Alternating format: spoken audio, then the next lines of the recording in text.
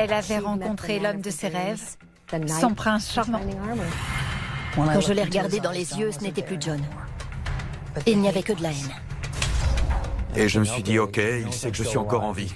Il va me tuer. Il y avait du sang sur les murs, du sang sur le téléphone, il y avait du sang partout. Et il m'a regardé et il a dit « Tu vas mourir ce soir. »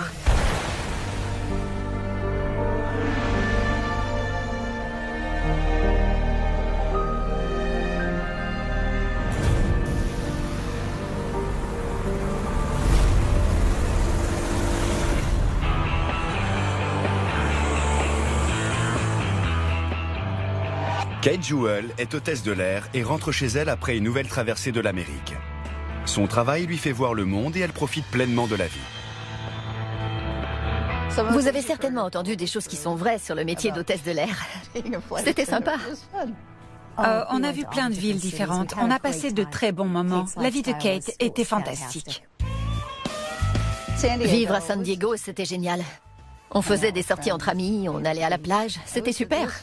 À l'époque, Kate était aussi belle à l'intérieur qu'à l'extérieur. Elle l'est encore aujourd'hui. Une personne vraiment très intelligente et très forte. Certainement la personne la plus forte que j'ai jamais connue.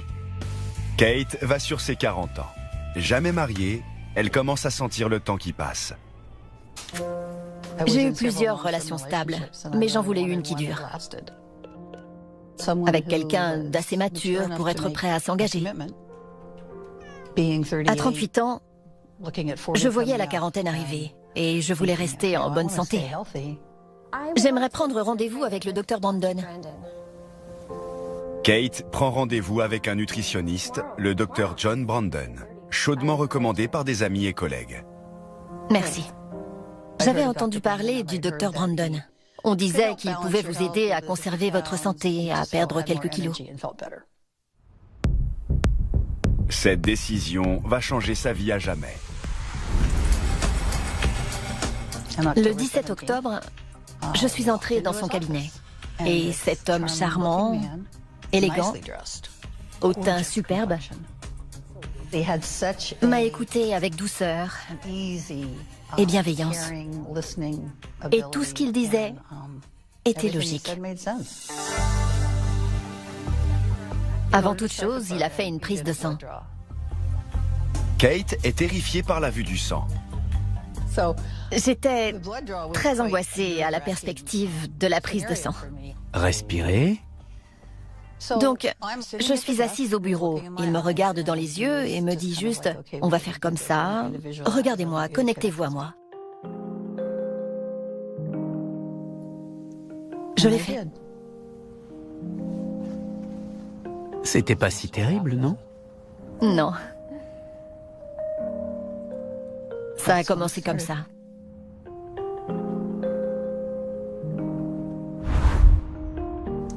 J'attendais le prochain rendez-vous. On parlait beaucoup et il m'écoutait. Il avait de l'empathie. C'est son intelligence qui attirait Kate. Ils s'intéressaient aux mêmes choses, ils étaient passionnés par la nutrition, par le perfectionnement du corps. Les rendez-vous sont devenus un peu plus personnels. On semblait avoir les mêmes goûts. Leur point commun était étonnant. Et puis, elle était aussi très attirée par son physique. Tu as un coup magnifique.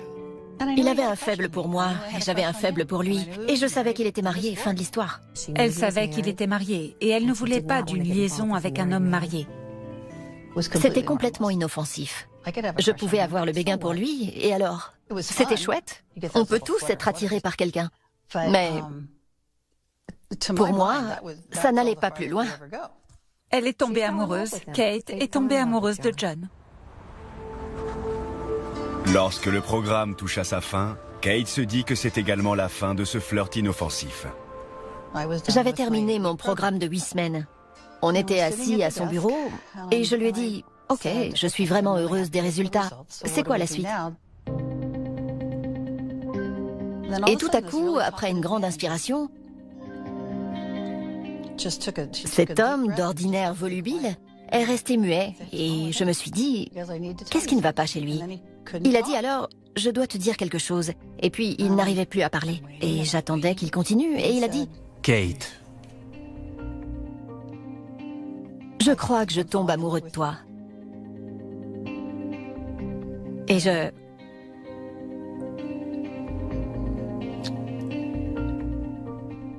j'étais un peu euphorique. C'était génial à entendre. J'avais une peur bleue et un tas de sonnettes d'alarme se sont déclenchées dans ma tête. Quand j'ai enfin retrouvé ma voix, la première chose que j'ai dite, c'était « Mais John, tu es marié ?»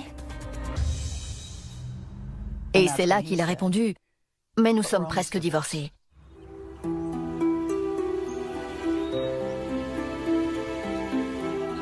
Alors on a commencé à se voir. Elle était sur un petit nuage. Elle avait rencontré l'homme de ses rêves. C'était juste son prince charmant. Elle voulait une vraie relation. Elle voulait se marier, se caser. Je crois qu'elle voulait une famille. Je voulais une relation sérieuse. Je voulais me marier. Je voulais un amour qui dure jusqu'à la fin de ma vie. Un an après leur rencontre, John emménage avec Kate. C'était l'accord parfait. John et elle formaient un couple parfait. Il était très attentionné. Il venait me chercher à l'aéroport. Il était super avec elle. En fonction de nos rotations, l'amour de sa vie venait l'accueillir Oh, qu'elles sont belles! avec des fleurs. Il la ramenait en voiture à la maison. C'était tout simplement génial. C'était vraiment sympa. J'avais toujours droit à un bon dîner, un bon vin. C'était super. Il pouvait être drôle, espiègle. Une fois, nous sommes restés à la maison pour la Saint-Sylvestre. Il est sorti chercher des ballons et a refait toute la déco, avec des serpentins et des cotillons. Il pouvait être très marrant. Il voulait me faire plaisir et que ça marche entre nous. On nageait dans le bonheur et les fleurs. C'était tout à fait charmant. Tandis que leur relation s'approfondit, Kate découvre que John a des habitudes singulières. Quand je cuisine quelque chose et que j'utilise un bol, il reste posé là. Si j'ai besoin d'une cuillère, c'est pareil, jusqu'à ce que j'ai tout fini et que je nettoie après. Lui nettoyait les ustensiles dès que je les posais. Quand je tournais le dos pour prendre quelque chose, il nettoyait aussitôt. Il était très sensible et méticuleux, mais son comportement... c'était bizarre. C'est mieux.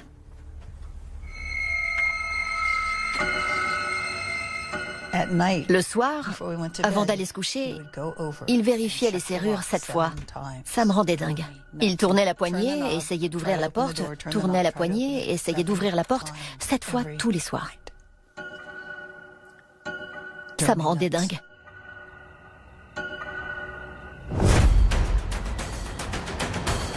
Kate doit s'absenter plusieurs jours d'affilée pour son travail. John l'appelle pour garder le contact. Mais son excès de contrôle déclenche des signaux d'alarme. Allô? Dès que j'entrais dans la chambre, le téléphone sonnait. John m'appelait sans arrêt.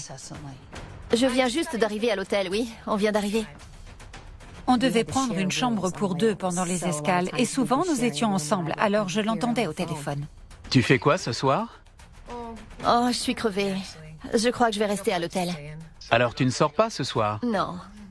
Parce que tu as besoin de sommeil. Je sais. Ne t'inquiète pas, je vais bien dormir. Je penserai à toi. Ça n'arrêtait pas.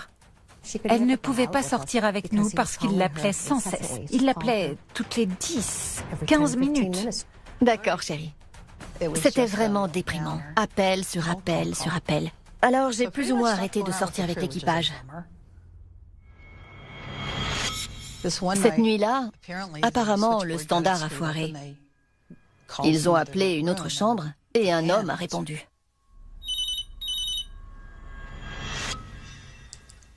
Oh mon Dieu.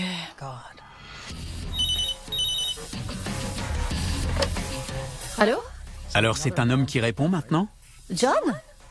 Pourquoi tu m'appelles si tard? Dis-moi son nom! Qui est cet homme? Quel homme? Je suis en train de dormir. Ne me mens pas, traîné, c'était qui? Je lui ai dit que la seule explication, c'était qu'il s'était trompé de chambre. Ne me mens pas! Il ne me croyait pas. C'était qui? Pour lui, quelque chose d'abominable se passait. Non, tu mens! Où es-tu? Dis-moi où tu es! C'était vraiment déroutant. Il est devenu complètement dingue. Kate Jewell décide de rentrer chez elle après s'être disputée violemment avec son amant, John Brandon. Curieusement, il refusait de lâcher prise.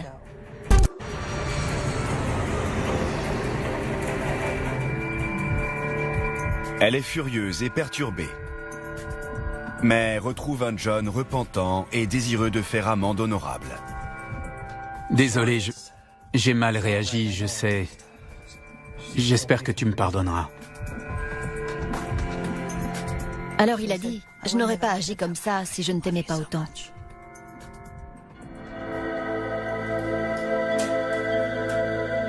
Mais Kate comprend vite pourquoi John agit comme il le fait. Il buvait trop et je trouvais des bouteilles cachées ici et là. John avait un énorme problème avec l'alcool. C'était un alcoolique. Il promet d'arrêter de boire et de tourner la page. Cependant, le métier de Kate ne lui plaît pas. Oh oui. Il était incroyablement jaloux. À chaque fois qu'on partait en voyage, il était sûr qu'elle avait une liaison avec le pilote. Il avait des réactions de jalousie pour rien. On sait bien qu'il y a beaucoup de gays à San Francisco.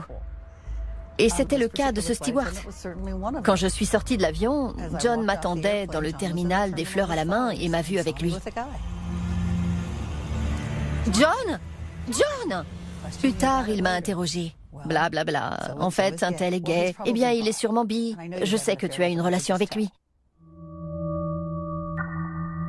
Je sortais déjeuner avec un ami et il allait bien. À tout à l'heure. Quand je revenais, où étais-tu? Qu'est-ce que tu as fait? Tu n'as pas pu mettre autant de temps. Ton déjeuner n'a pas pu durer 2 heures. Qu'est-ce que tu as vraiment fait? Avec qui étais-tu vraiment?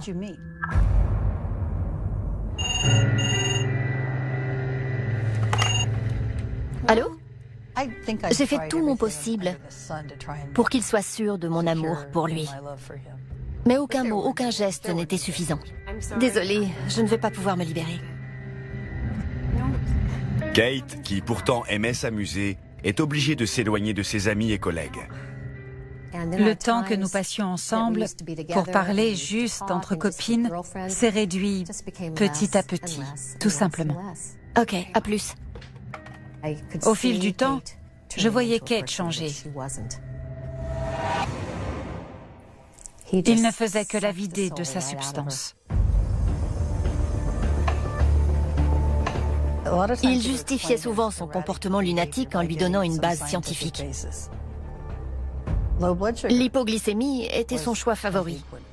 Ou alors il manquait de protéines.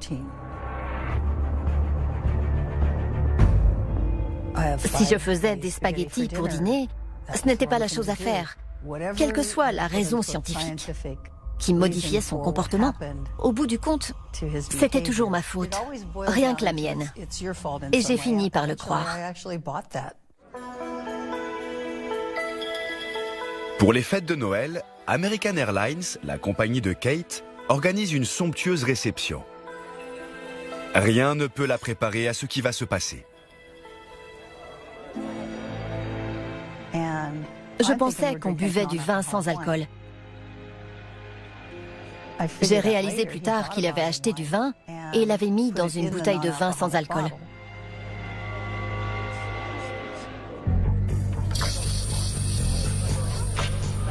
Un des commandants de bord, un très vieil ami, s'est approché, m'a mis la main sur l'épaule et s'est penché pour m'embrasser sur la joue.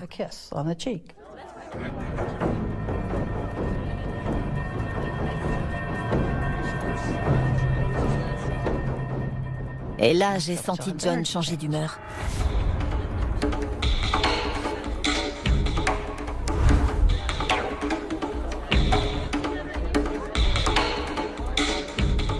C'est là que pour la première fois, je me suis dit, zut, quelque chose ne tourne vraiment pas rond. Ce n'est pas normal du tout. Au moment où Kate part travailler, John explose de rage.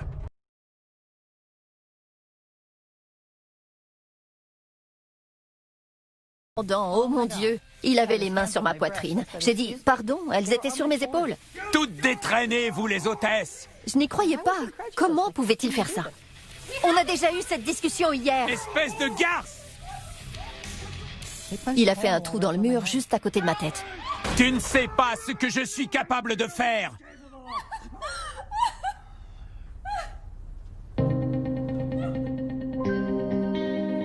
Et ça m'a fait une peur bleue. C'était dingue. Le lendemain, il s'est remis à me crier dessus. Pourquoi tu l'as laissé te toucher? Comme si j'avais flirté avec ce type. Je l'avais laissé me toucher. Je l'ai vu te toucher. John! C'était sexuel. Il te faisait des avances Tu sexuelles. te conduis comme une traînée. Toutes ces insultes, ces adjectifs que les femmes détestent, j'avais droit à tout ça. Je l'ai vu te toucher. Qu'est-ce qui ne va pas chez toi? Je rangeais des courses dans la cuisine et il était encore dans le salon à délirer. T'es malade? Je suis malade? Oui, tu es malade. Je suis malade? Tu crois que je suis malade?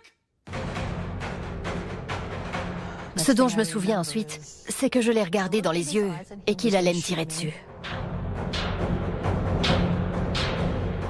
John! John! Je suis malade, hein?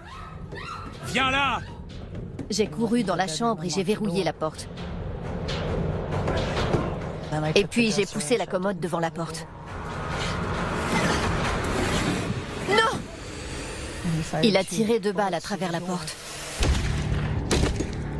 Je me suis cachée dans le placard en priant de survivre à cette nuit.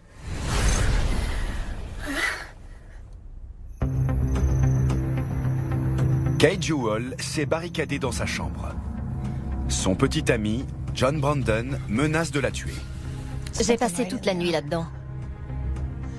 Parce qu'au matin, généralement, il avait assez dessoulé pour être plus rationnel.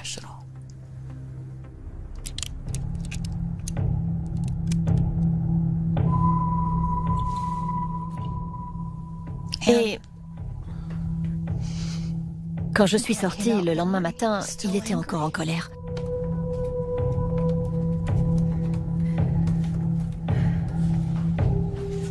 Il a dit qu'il allait tuer Mittens, mon chat.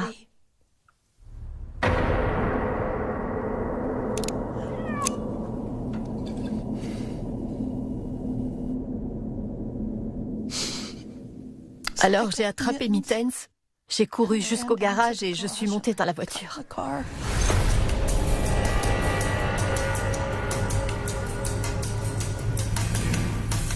Kate fuit vers le nord et ne s'arrête que pour prendre de l'essence. Je l'ai quitté et j'ai déménagé. J'ai pris mon chat et je suis partie pour San Francisco. Elle loue un appartement et tente de reconstruire sa vie sans John. Mais il est résolu à ce qu'elle reste sienne.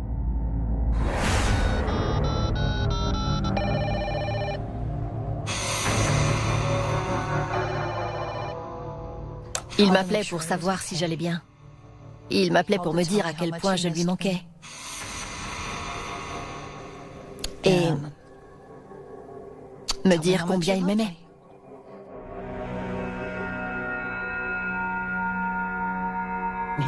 Il disait qu'il avait arrêté l'alcool et il m'a persuadé qu'il avait donné ses armes, qu'il n'y en avait plus à la maison, que ça ne se reproduirait plus.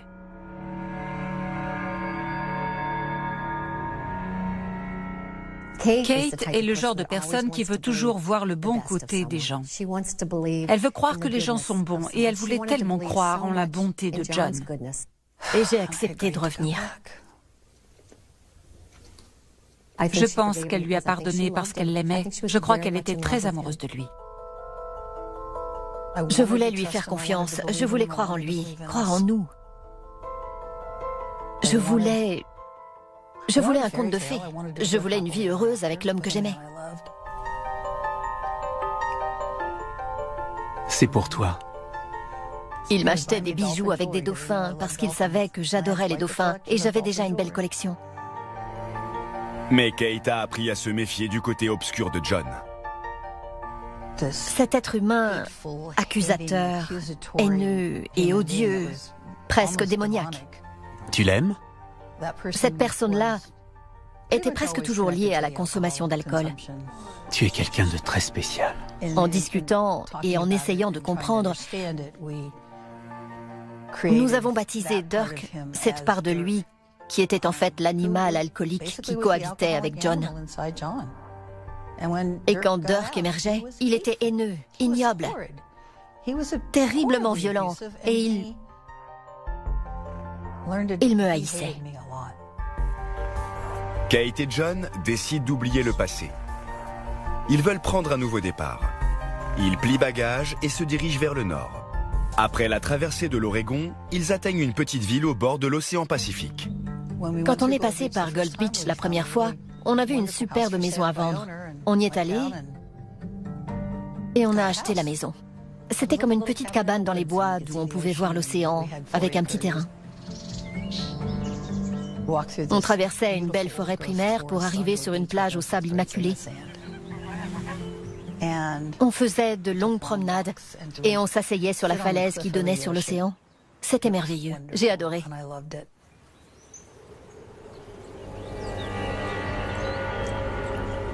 C'est une vieille maison. Calme, isolée, les deux seules autres maisons du voisinage se trouvent à plusieurs centaines de mètres.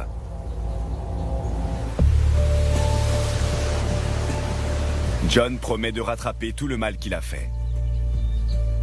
Il veut que les choses redeviennent telles qu'elles étaient quand ils se sont rencontrés. John utilisait souvent le mot « connexion » pour nous ramener, je pense, au moment où on s'était rapprochés pendant ma première prise de sang. Il disait « Nous avons cette connexion que personne ne comprend ». C'était formidable à entendre et apaisant. C'était très romantique. Je pensais que l'amour triompherait.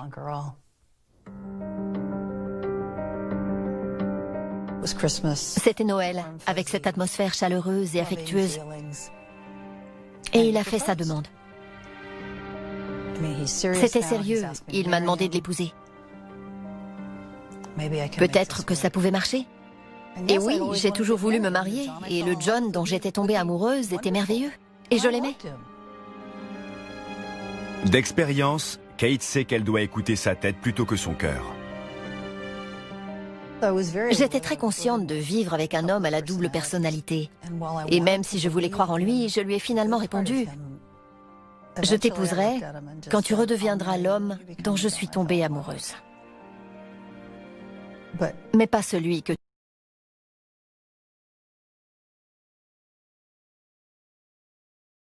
Prendre sa réponse. Tout va donc pour le mieux.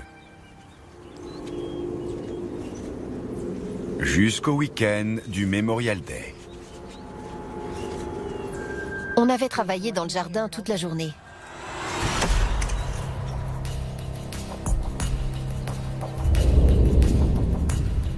Mais John était dans son monde. Je vais aller dégager le chemin. Il fallait dégager une voie pour accéder à la plage. Kate laisse John seul pendant plusieurs heures. Je suis rentrée vers 20h30 ce soir-là, tout en sueur, après avoir fini. Et il avait fait un grand feu dans l'arrière-cour. J'ai remarqué une grande bouteille de vin ouverte sur la table du jardin. Et elle était à moitié vide. Je vais prendre une douche, ok? Et John a dit... Viens ici. Il m'a regardé et a dit... Tu vas mourir ce soir. Et je l'ai regardé dans les yeux et j'ai su qu'il le pensait.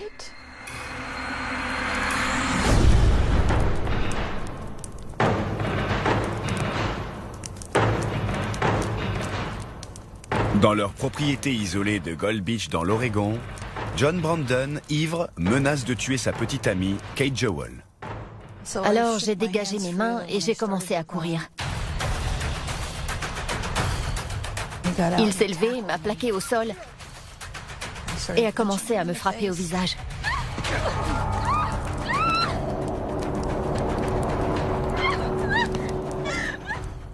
J'ai pensé qu'il valait mieux arrêter de lutter, tant que j'avais encore un cerveau. Tu viens avec moi. Il voulait entrer dans la maison, alors je l'ai laissé faire. Non! Tu vas faire ce que je te dis, tu m'entends? Il a attrapé un couteau de cuisine. Non! Non, John, non! Il m'a traîné à l'étage. Monte! Ferme-la! Ferme-la, espèce de traînée! Quand je l'ai regardé dans les yeux, ce n'était plus John.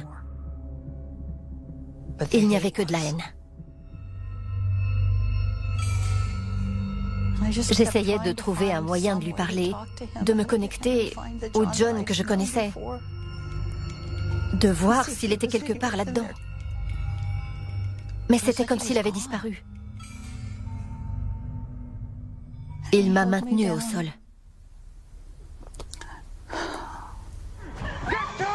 J'ai raison, je sais que tu me trompes. Tu vas me le payer. John viole sauvagement Kate pendant plus de 2 heures.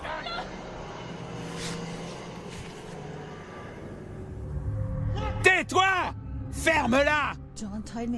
Il m'a attachée, mais c'était avec un élastique. Quand il est allé aux toilettes en laissant la porte ouverte, j'ai réalisé que je pouvais me libérer les mains.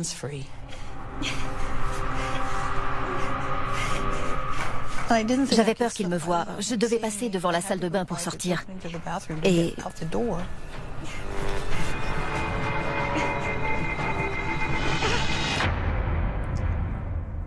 Et j'ai entendu une voix. Ça devait être Dieu. Vas-y.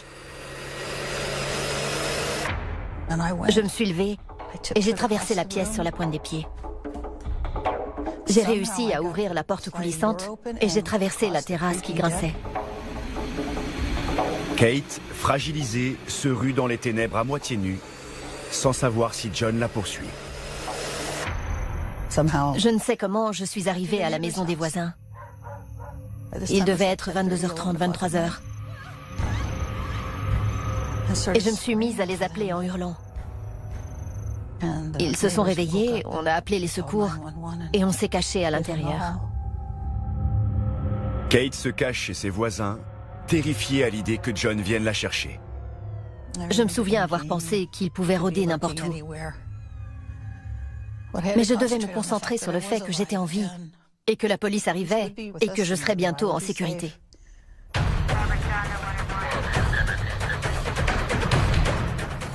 L'agresseur a pris la voiture de la victime et s'est enfui juste au moment où les agents arrivaient. On ne bouge plus, police! Ils n'ont pas vu la direction qu'il avait prise et ont perdu sa trace.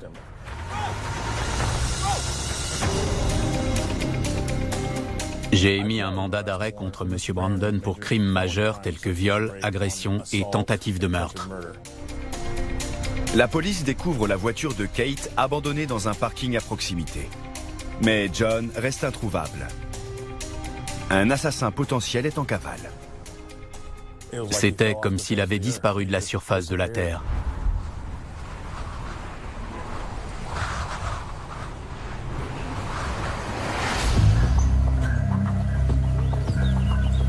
Kate a eu de la chance d'en réchapper. Mais elle sait que John peut revenir pour l'achever.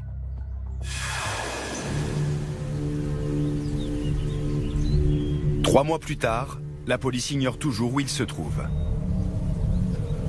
Il y avait cette peur constante. Il pouvait surgir n'importe quand.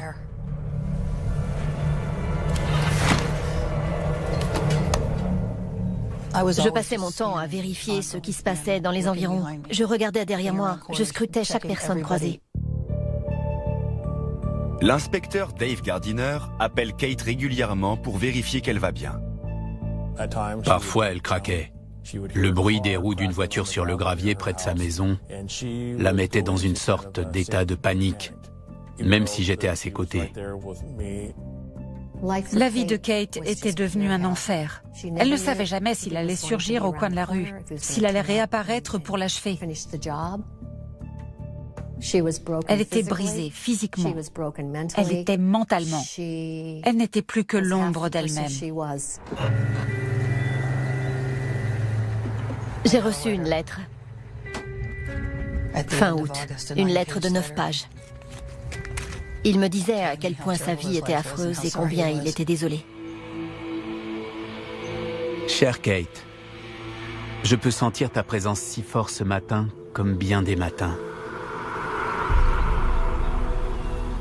Je sens que tu m'envoies des messages. Alors tu peux savoir dans ton cœur que je suis vivant et que je vais bien. C'est dur pour moi de ne pas prendre le téléphone pour t'appeler. Faisons confiance aux forces de l'univers pour continuer à rester connectés.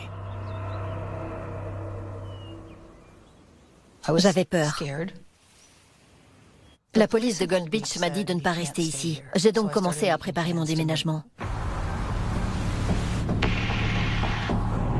Kate trouve refuge près de la frontière canadienne, au nord de l'État de Washington. J'ai déménagé sur Orcas Island parce que quand j'avais visité l'île, en discutant avec la police du coin, ils m'avaient dit que personne n'avait jamais été assassiné sur l'île. Et puis j'ai changé de nom. J'ai fait à peu près tout ce qui était possible pour me cacher.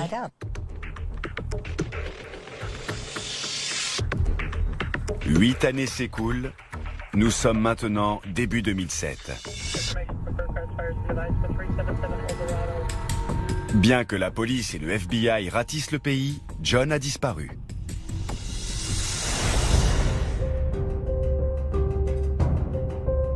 Mais Kate sait mieux que quiconque qu'il faut le retrouver. Avant qu'il ne frappe à nouveau. Parce que ma dernière nuit avec lui avait été si violente et que je m'étais échappée de justesse, je savais que la prochaine femme n'aurait pas cette chance et que sa rage intérieure ne ferait qu'empirer. Elle voulait qu'il soit arrêté parce qu'elle ne voulait pas qu'il tue quelqu'un. La prochaine femme qui se présenterait, elle savait qu'il la tuerait.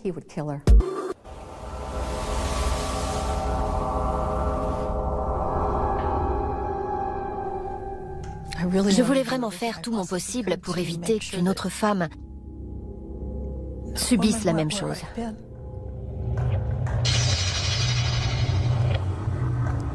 Alors, je me suis mise à travailler avec la police pour qu'on le trouve.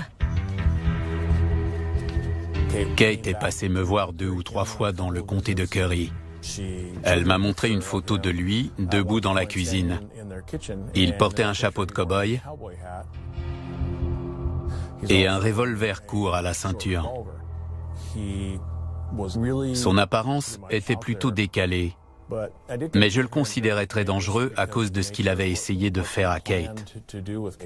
Pendant l'agression, il avait dit qu'il allait la découper, la tuer, la découper en morceaux et jeter son corps du haut de la falaise derrière leur maison. Il avait promis qu'après m'avoir tué, il irait au Canada tuer mon ami et sa fille, et puis en Floride tuer mes sœurs. Il avait cette liste plutôt longue de gens qu'il allait tuer.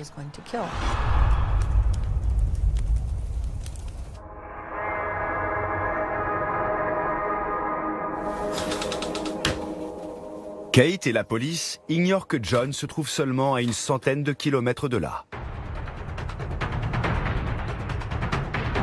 Il mène une nouvelle vie sous un nouveau nom. John Brandon est devenu John Williams. Et il a une nouvelle victime en vue. Tori Lee Bentley. Tori était en train de divorcer quand elle a rencontré John. Ils ont d'abord noué une amitié qui est ensuite allée plus loin. Elle m'a présenté John. Il était calme, réservé, il avait l'air très brillant. Tori se passionne pour la santé et la nutrition. Or, elle veut utiliser l'argent de son divorce pour monter une affaire et John semble le partenaire idéal pour son nouveau projet. C'était quelque part logique que John et Tori aillent bien ensemble. Ils semblaient former un couple vraiment parfait. Ils avaient l'air amoureux. Mais John ne tarde pas à révéler sa vraie nature. Je sentais que John avait plusieurs facettes. D'un côté, il était très attentionné, très charmant, très prévenant. Et de l'autre, c'était quelqu'un d'antisocial, qui, au fond, détestait tout le monde. Turi et moi, on voulait ignorer ses mauvais côtés.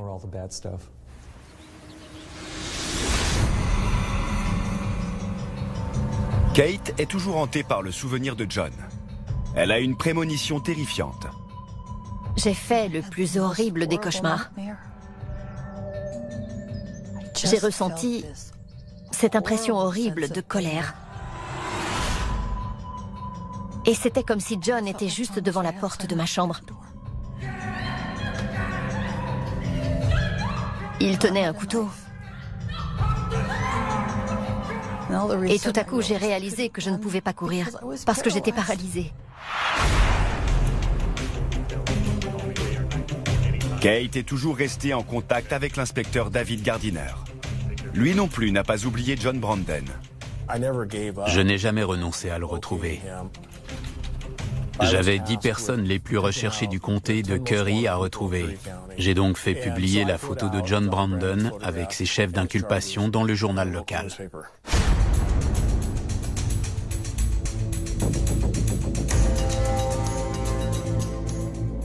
Quelques jours plus tard, Turi découvre que son amant est recherché par la police.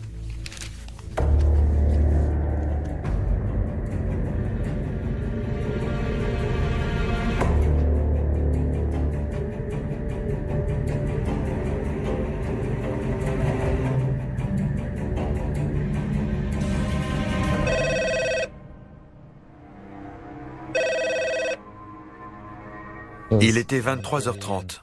Je m'apprêtais à aller me coucher et j'ai reçu un appel. C'était Turi. Elle m'a demandé si je pouvais venir chez elle. Elle a dit, tu peux venir ici aussi vite que possible, s'il te plaît? Et puis elle a dit, je raccroche, je crois qu'il écoute.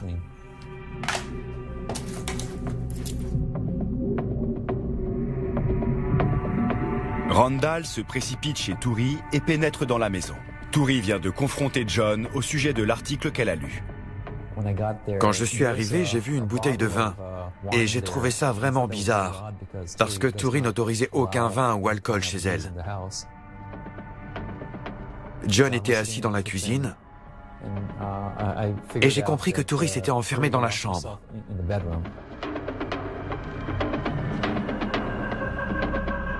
John m'a dit que Turi et lui s'étaient disputés. Turi avait dit quelque chose qu'il n'avait pas aimé et qu'il avait trouvé très méprisant. Je me suis assis, John en face de moi. Turi est alors entré dans la pièce, restant à côté de moi. Explique à Randall cette histoire au sujet de ta soi-disant fiancée. Voici l'histoire qu'il avait racontée à Turi. Il lui avait dit que sa dernière fiancée, Kate Jewell, l'avait calomnié, avait menti à la police et qu'ils allaient venir l'arrêter. Il a dit, vous savez à quoi ressemblent les hôtesses de l'air, non? Ce sont toutes des salopes. Il était de plus en plus agité. Il a quitté la cuisine et il est revenu avec son pistolet.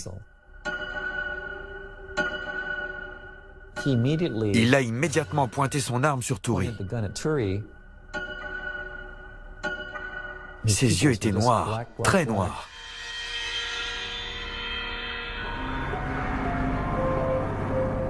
Dans le nord de l'État de Washington, John Brandon craque et pointe une arme sur sa petite amie, Turi Lee Bentley. Et il lui a ordonné de se mettre à genoux. Mets-toi à genoux!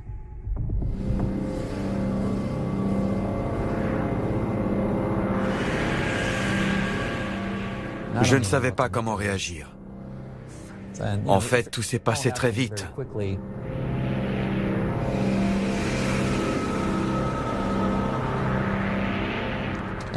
Il lui a tiré dessus 2 fois.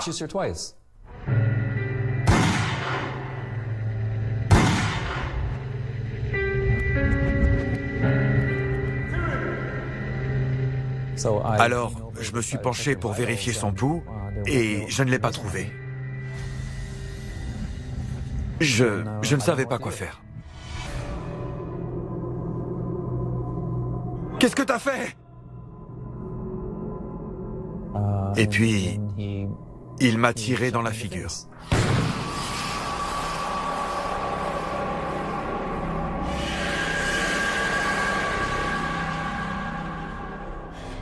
Si vous pensez qu'un coup de feu à bout portant avec une balle de 357 Magnum vous ferait éclater le crâne, vous vous trompez.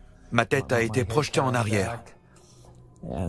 Et je peux vous dire que recevoir une balle dans la tête ne fait pas mal. Ça ressemble à un bon coup du revers de la main sur le front, mais ça ne fait pas mal. Et là, je ne voyais plus. Je ne pouvais pas ouvrir les mâchoires et ma bouche était pleine d'éclats d'eau et de sang.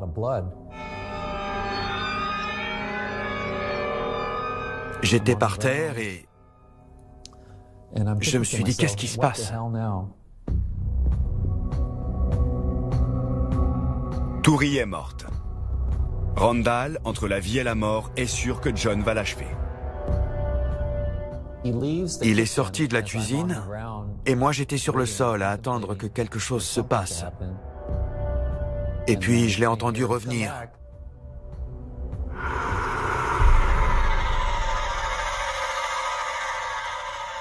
Et je me suis dit, ok, il sait que je suis encore en vie, il va sûrement m'achever.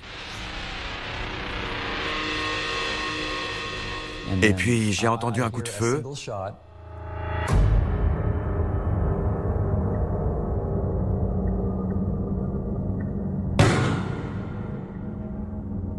Et il est tombé au sol.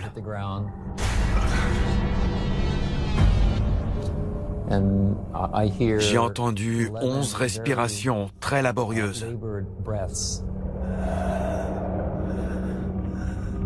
Et ça s'est arrêté. Mon cerveau fonctionnait encore. Et je ne savais pas quoi faire. Je savais qu'il y avait un téléphone sur le comptoir de la cuisine. J'ai réussi à l'atteindre, mais j'ai appuyé sur les mauvais boutons et je ne pouvais joindre personne. Je ne sais pas si j'ai dormi, probablement, et j'ai entendu des oiseaux gazouiller. Je me suis dit, ok, ça doit être le matin. Aveuglé par le coup de feu et affaibli par la perte de sang, Randall cherche de l'aide. J'ai réussi à sortir. J'ai entendu une porte s'ouvrir et j'ai appelé à l'aide. Un type a fait « Oh, ok, je vais appeler une ambulance ». Et ce qui m'a fait rire un peu, c'est que je l'ai entendu rentrer chez lui, fermer la porte et la verrouiller.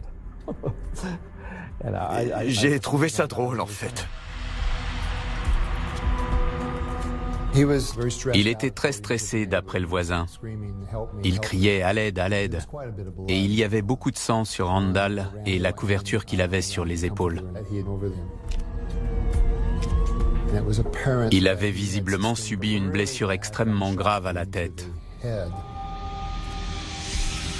Le tir avait été traversant et la balle était ressortie par la tempe en délogeant l'œil. Évidemment, son œil était détruit, mais il était encore suspendu à son orbite, c'était plutôt horrible. On voyait bien qu'on lui avait tiré dans l'œil, il n'y avait plus qu'un gros trou à cet endroit. Il avait perdu une quantité incroyable de sang. Nous ne savions pas à quoi nous attendre à l'intérieur. On a trouvé John étendu, mort. Il avait une blessure par balle à la tête. Il y avait une grande mare de sang. Et dans la cuisine, on a vu Toury.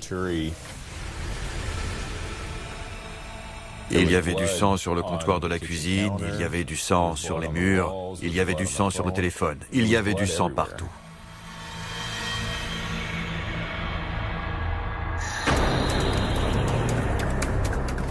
Quand la police essaie de trouver des informations sur l'homme portant le nom de John Williams, elle ne trouve aucune trace de son existence. On a rentré le nom complet et la date de naissance qu'on avait, mais rien ne sortait. On ne trouvait pas d'enregistrement de permis de conduire aux États-Unis. On ne trouvait aucun dossier sur ce type, ni aucun historique. Et ça n'avait pas de sens, parce que presque tout le monde réapparaît toujours quelque part dans le système. Même sans avoir jamais eu de permis de conduire, il y a toujours quelque chose pour prouver l'existence de quelqu'un. Mais là, on ne trouvait rien sur ce type. Les policiers sont perplexes jusqu'à la fouille de la maison de John et Toury. En fouillant le grenier, on a trouvé un sac à dos avec un petit cadenas. Il était plein de fausses pièces d'identité avec la photo de John sous des noms différents. Et quand on a trouvé sa vraie carte d'identité, on a su qui il était réellement.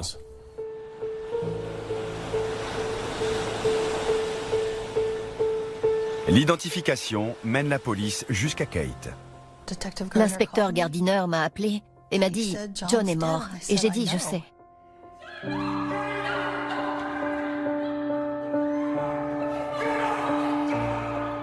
Je ne savais pas pourquoi, je savais juste qu'il était mort. Je l'avais senti partir. Sa colère m'avait traversée alors qu'il était en route vers l'enfer. Quand j'ai appris que John s'était suicidé, je n'ai rien ressenti. J'avais de la peine pour l'homme merveilleux qui l'avait rendu aveugle, pour la femme merveilleuse qu'il fréquentait depuis 2 ans. Je me sentais mal pour eux, mais pour lui, pour John, rien. Kate Jewell a très mal vécu le fait que John ait fait d'autres victimes.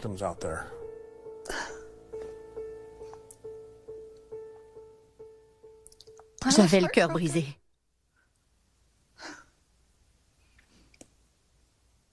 Et pendant longtemps, j'ai essayé de comprendre ce que j'aurais pu faire de plus pour le trouver, avant qu'il ne tue quelqu'un d'autre. Et découvrir que Toury avait des enfants, et qu'elle avait disparu pour avoir aimé la mauvaise personne. Je ne crois pas avoir jamais rien senti de pire. Toury a été enterré à Gig Harbor en avril 2007. Randall restera aveugle pour le reste de sa vie. Kate ne s'est jamais mariée et vit toujours sur Orcas Island.